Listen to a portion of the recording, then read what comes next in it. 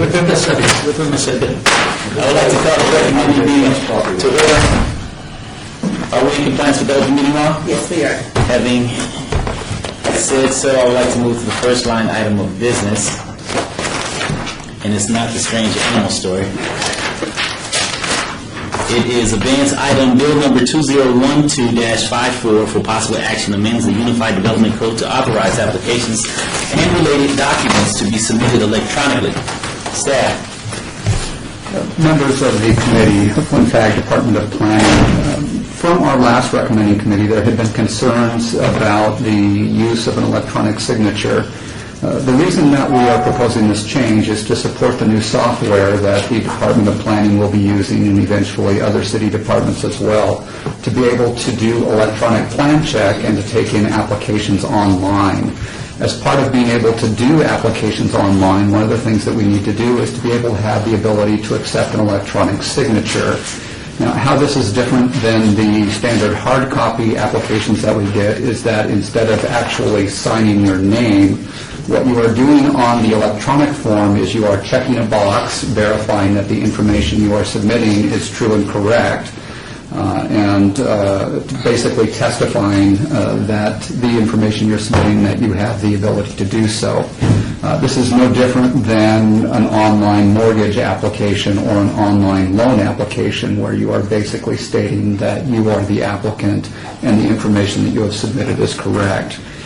Just to give you perhaps some comfort with the fact that we are doing this, is the software company that we are using, Evolve Software, currently has their product available in 67 other cities, including Washington, D.C., City of Chicago, City of Atlanta. They're already using an electronic signature process in others. So we're not inventing the wheel here. We're using the same protections that are in place that they have as part of their software package. In terms of our own process, how do we protect false applications from going through the process? Let me speak to that for just a moment, if I might. First of all, in order to use the electronic application process, the first thing that you have to do is you have to set up an account with the City of Las Vegas. And so we collect your personal information at that time in order for you to be able to use the electronic submittal process. The next thing is that we're not changing our process from what we have right now. For an application to be submitted, you still have to hold a pre-application conference with staff. At that point in time, we review their application, we review their submittal materials to make sure that everything is complete. As part of that, we also review the ownership of the property, making sure that people have the authority to submit an application if they are not the property owner. When you actually submit the electronic application, again, you can't do so until you've held the pre-application conference with staff, and so we will know what applications we're going to be getting in. It's not like someone's going to be submitting a random rezoning application without ever having met with us first. And so that's part of the protections that are in place for using electronic forms, is that, again, they have to set up an account with the city, and then number two, they also have to have a pre-application conference. Additional fail-safes that we have is part of the notification process. The property owner is notified of the public hearing and the application that has been submitted. Just anecdotally, to give you an example of how that works, we recently had an application in Ward 3, I believe, for a bail bond facility where the property owner had actually signed the application form and then sent in one of the postcards that she received and objected to the application without realizing that she had actually signed the application. Because she hadn't signed it, it was forged by Oh, that's right. That's why. That's right, because it had been forged by the applicant. Anyway, in that situation, it had been caught, and the property owner was aware of it. So that allows us to correct those types of situations. So either through the pre-application process that we do or through the notification process that we do, we have the ability to protect the applications that are going through the process to make sure that the property owner is indeed aware and that they do allow for those applications to go forward. Hopefully that answers the questions that were raised at our last recommending committee, but again, if you have any additional questions, I'd be happy to answer those. Good deal. Is there anyone from the public wishing to speak on this item? If so, please come forward and state your name for the record. Seeing none? I have one question, Mr. Chair. Yes, sir. Is legal comfortable that this establishes and maintains all the city's rights that we're looking for in the process, these electronic signatures? Yes. Counsel? I'm not sure if there's an audit procedure somewhere in the ordinance. Where would be the audit procedure to make sure that in fact the person who is signing electronically still is with the business or with the applicant? That's part of our review process as staff, again, through either the pre-application process or while we're doing the staff report and research on the property. Those are the things that we would check as part of that So process. that would be done regardless? Yes. In the end? Yeah. Okay. Okay. Flynn, I would like to thank you for the due diligence and pulling this together for us to address those concerns from the last recommending meeting. So my concerns have been addressed, and therefore I will entertain a motion from either one of you on this item. I would move that we send this back to the council with a motion to adopt, or recommendation to adopt, rather. Send it to the council. Yep. Send it to the council? Is that what you're looking for? What motion are we looking for, Mr. Chair? First motion, I think that- It's the first motion, so you can move for approval. Move for approval, Subject to all staff's conditions. subject to all staff's conditions. All in favor? Aye. Aye. So moved. Thank you. Good deal. Bill number 2012-55 for possible action amends the Unified Development Code to consolidate various animal-related uses, eliminate the ability to establish animal production uses that are not ancillary to a principal use, restrict further the keeping of carrier or racing pigeons, and change the process by which that use is established, and adjust the height and coverage standards for accessory structures to reflect the consolidation of uses. Text 45255, sponsored by Councilman Stephen D. Ross. Staff? Chairman, good morning. Let me address these in the order that they're noticed under. Currently, in Title 19, we have 6 different places where animals are located in regards to land use. There are 3 different places on horses, so we get lots of questions on how many horses can I have on my property.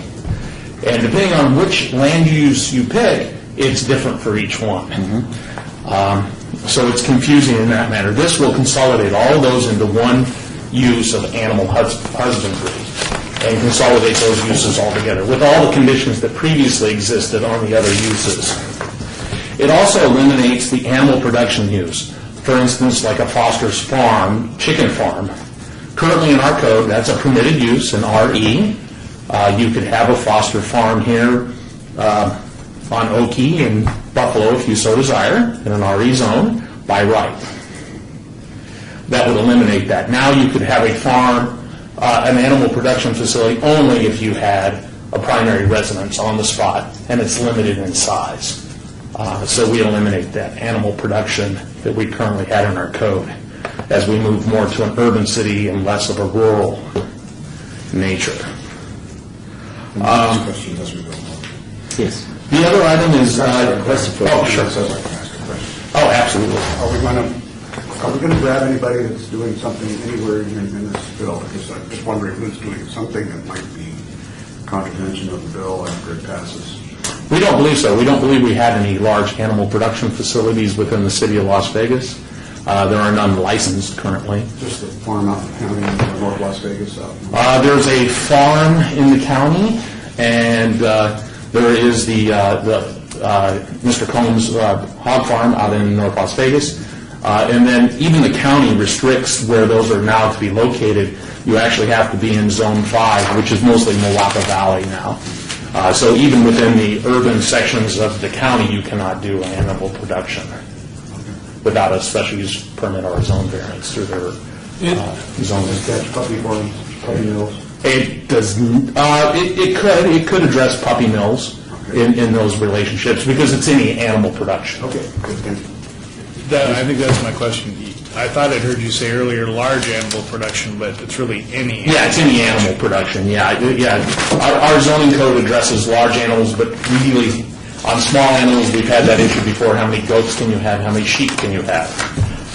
And this clarifies that in the code also. As far as non-farm animal types like dogs and stuff, that goes to Title VII, how many you can have, and how many you can, if you're raising them, and it works through Title VII also, which is the animal code. Also, it makes a change to carrier pigeons. Carrier pigeons use was introduced in 2003 and was allowed a special use permit all the way through R1 zoning. Since that time, we've had one special use permit requested in the last 9 years, and that was for an RE property to have 300 racing pigeons.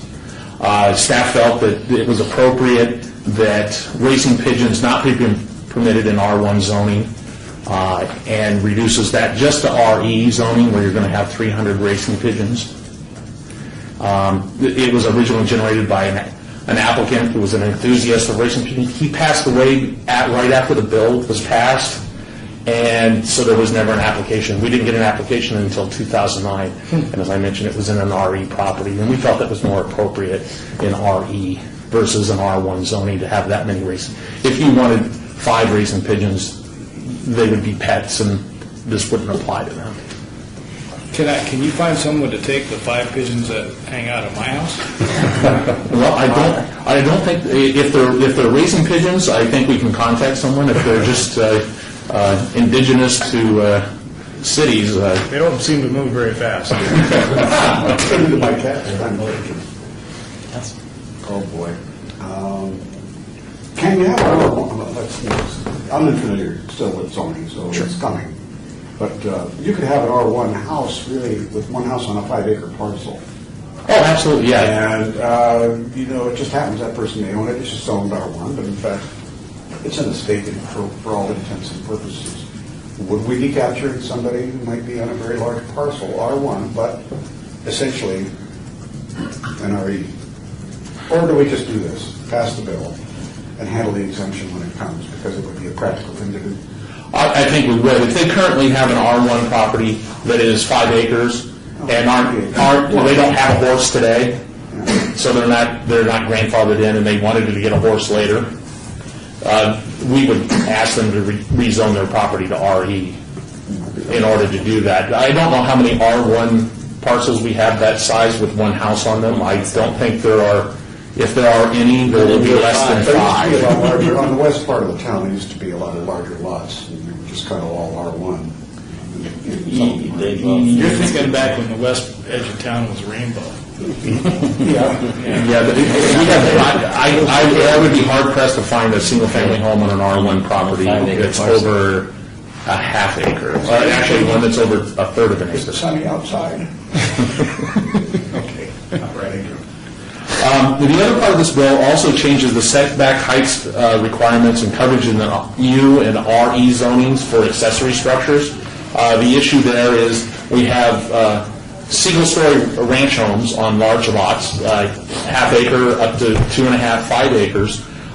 So the ranch home is 2,000 to 2,500 square feet. They want to do a barn. They want to do a workshop. Currently, our code requires them to go get a variance to have something bigger, more than 50% of their main dwelling unit. Yet they have a very large lot to accommodate those type of accessory structures. This would eliminate the 50% rule for them and would only impose the 50% coverage of the rear yard and side yard to those large accessory structures. So that if you did have a half-acre property with a 2,000 square foot home, you could have a 1,500 square foot garage in the back to do your classic cars, or you could have a 1,500 square foot barn for your horses.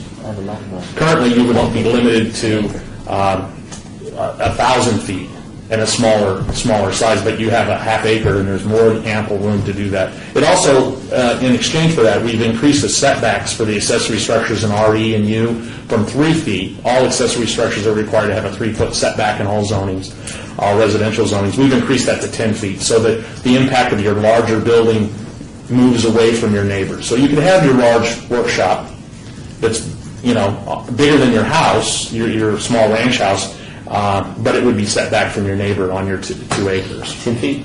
It's 10 feet. Increase the side and rear yard to 10 feet and from 3 feet. So you get that additional separation to buffer the neighbors from the larger buildings. Will people who are 4 feet today be grandfathered? Yes, everybody that's currently existing, including those that have animals today, will become legally non-conforming uses, are, to quote, I don't want to put quotation marks in the air, but grandfathered in by the sense of the word. And one other thing that's on here that wasn't in the header that we did change, I want to bring your attention to, we did change the fact that if you are currently in the code, you cannot have cows south of Cheyenne without a special use permit. We've added horses to that restriction, so that if you currently don't have a horse, so you have an RE property south of Cheyenne, you would be required to get a special use permit. Our concern was, we have had instances in other more urban areas of the city where someone has moved in with a horse, and 3 or 4 horses, which have now caused issues for their neighbors that they weren't aware of. By making it a special use permit, both sides get a chance to be heard of the impacts of having horses in an urban area. But if they currently have horses, they're okay. If they currently have horses, they're okay, and as a matter of fact, code enforcement is currently going out and working with us to create a GIS layer in our graphic information system so that we can identify everybody that currently has a horse, how many horses they have, and where they're at. There aren't too many south of Cheyenne. There are a few, but there aren't hundreds. There are a few. So we're going to know where those are. And actually, code enforcement indicated they kind of knew where they were already, because they're already getting complaints on those on a monthly or yearly basis, and they kind of know where the horses are. And already. cows have been eliminated south of Cheyenne? They're already not permitted south of Cheyenne. Okay, because there's a couple cows at Vegas driving Are they Robin. Are they in the county?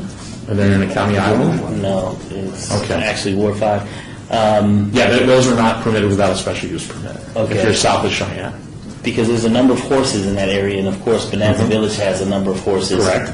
And the community, I can't think of the name right now, where Siegfried and Roy lives, there's a number of horses there as well. Well, that's located in the county, so they actually have horses and exotic animals also. But I believe county? No, one side is the county, the other side is the city. right. Of their property, didn't they convert half of their property to residential? I'm not speaking about Siegfried and Roy's house specifically, I'm saying the Okay. community. Oh, the community itself is in Community there. itself has horses. Correct. Yeah, there's some horses there. We One have side is the county, the other side is Ward Yeah, 5. we have pockets of horses. There's some in Ward 3 located along Lamb and what's the cross street? I think Lamb and Pecos. There's a few horses there, and there are some horses in Bonanza Village and also in the Vegas Drive and Rancho communities. Right. And we're going to identify those location. Also, if code enforcement gets a complaint, the first thing they'll do is ask them how long they've had their horse. And if they can show a bill of sale, because horses do have bill of sales, showing that they bought the horse prior to 2012, they'll receive that status. And are there any applications that one must apply to have a horse on their property today? There is not. Okay. There's a minimum size requirement, depending on which one of the 3 categories you refer to. The smallest one being, you must have a minimum of 20,000 square feet, and you get for every 7,500 square feet, you get 1 horse. So if I were to purchase a property, a RE property, that had horses, and the horses came with the property during the bill of sale, I'm grandfathered in, or would I need a special use permit? I would have to refer to how that sale was conducted. You bought the property with the horse? Just like you buy a house with appliances. I would, Clint Agnew, Department of Planning, I would say just like any other land use, if the land use has been there in continuous operation, it was conforming prior to the adoption of new regulations, then it would be a legally non-conforming use. Right, with the because some people do still. purchase specific horse properties to, in fact... With the animals included. With the animals included. So again, if there's documentation that the animals were there existing and were legally conforming before, then yes, they would be permitted to continue. Councilor? How much does a horse special use permit cost? It's $1,080. Wow. It's not easy. You can buy another horse for that, man.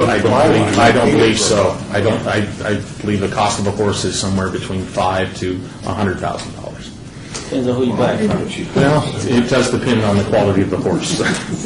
They all eat the same, that's a lot. You gotta ask the cost of a horse you can't afford to buy. I have a question. In the future then, after we pass this, there will be these, what you'd say in common sense would be a legally non-conforming use. If you have a situation where they apply for something, you'll have to recommend denial to planning commission, for example, for changes, and perhaps to us in some way. We'll just have to read past that. Well, if it's a special use permit, each item would be reviewed individually based upon the merits of the case. For instance, if it was a special use permit for one horse that's surrounded by all RE properties, the horse is going to be in the middle of the property.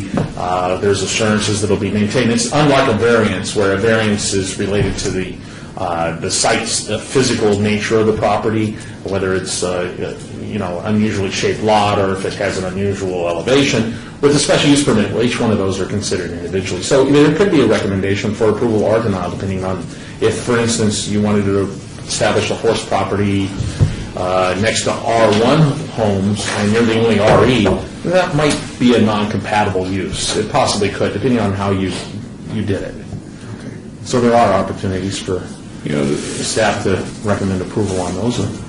I'm wondering if we should add this to the description for the subsequent publishing. Can we do that mid-course in the procedure of passing an ordinance? What's the question? Well, this part isn't in the description of the bill, and it seems to me that it's the main part, which is a tortured way to get to that pun, you have to admit. So we have a title, we have a summary, and maybe sometimes you want what you call it? Well, just stick it up in the description so that people look at it in the agendas, They don't get scared. and it would serve to notice the public that we're looking at horses in this ordinance as well, correct?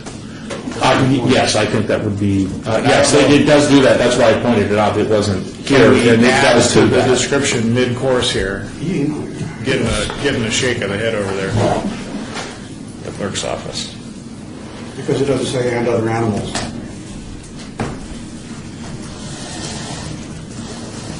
I'm Beverly Bridges, City Clerk. We can't change the title per se. We can amend it and publish it as such, and then I can add a note at the bottom of the subject line on the agenda as it comes forward to council for adoption. That'll work. That's how we would have to. Oh, That sounds like a good idea. or what you, is what, sorry, yeah, Mr. Chairman. Is what you're saying conditioned upon the fact that you cannot change the title before you It's push it to already council? been read for the record. Right, you'd have as to restart is. over again with a rereading? No, actually, would we just amend it, Val? We would amend the bill for the sole purpose of, pardon the phrase, beefing up the title, so that there was additional notification. And if we could explain that that's the only content of the amendment. And then I would add a note at the bottom of the subject line on the agenda as it comes forward to council for adoption, that that's been added. And this way, no one will be confused about what a bridal shop is south of Cheyenne. As LE versus AL? Brad Hall versus Brad Hall? Well, there's a somewhat difference. Let's see if it'll fly. Yeah. They're wincing over there, and they don't, They should be maybe wincing. they want to be polite to us, and they don't want to be seen shaking their heads. Well, legal always likes to keep things simple, but the political side of the house likes to have things explained, because like Bob's instinct says here, we're touching horses, and people get ticked off if we touch horses and not let them know. Can you do it with the change in the summary? I'm recommending we do it in both, and I just will need Glenn and Doug to provide me some language about what it is, whether it's prohibiting horses south of Cheyenne, or whatever the net change is, to add that. We'd be happy to do so.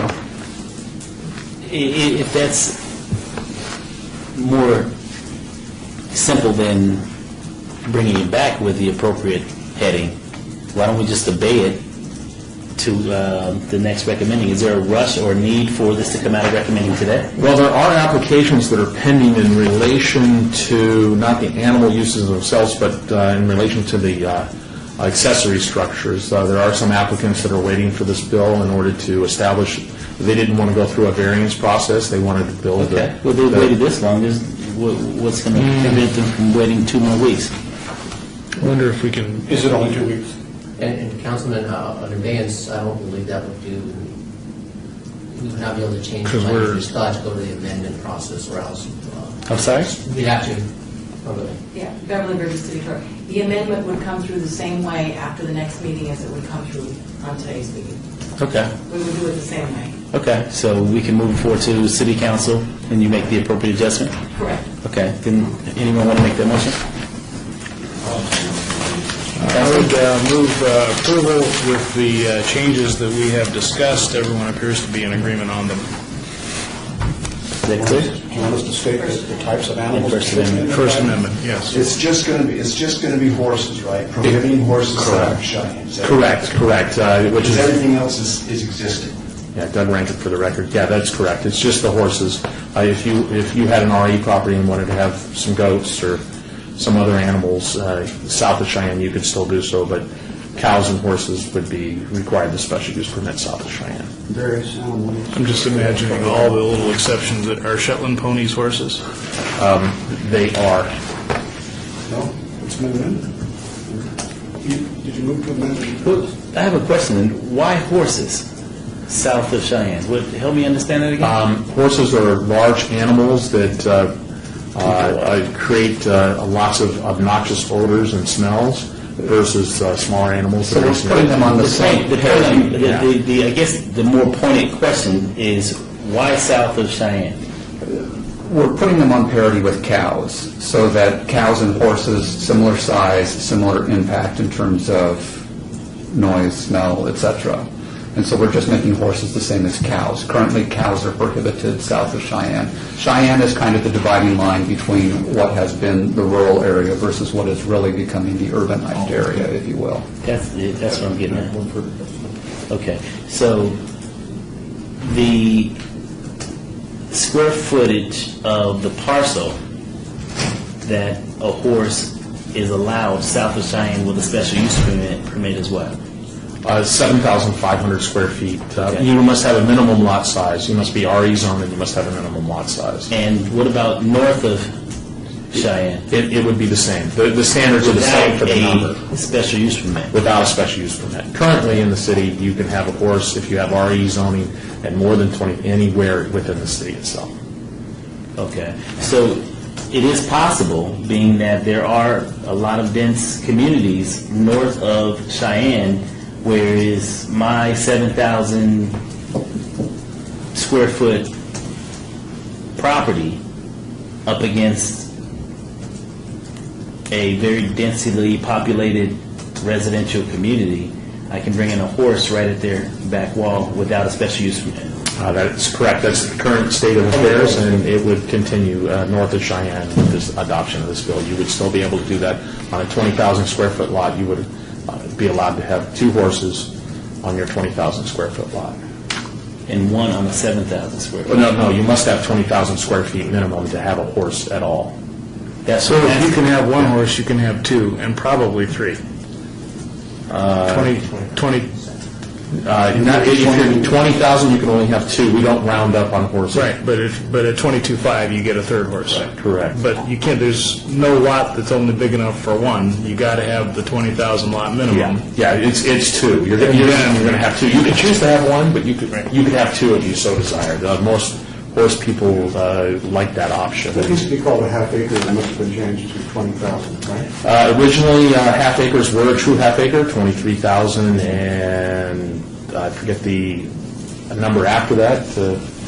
Once you divide an acre by 43,000. So that's people on half acre lots. But yes, the development community asked us to reduce the true half acre statement down to 20,000. Because of the net yardage for the roads. Correct, yes. They asked for an additional reduction in the minimum lot size of RE from the true half acre to down My to question is, 20,000. as Cheyenne moves across the valley, are the other municipalities, for example, that moves to the county Island, the answer, and does it also go through North Las Vegas? Is everybody in conformity or kind of uniformity on this thing? It's actually not. It's pretty much all over the place depending on which jurisdiction you look at. And if you bear with me just a moment here, including on what they call horses versus animal livestock and large and small. The county likes large and small for their animal livestock where they allow that.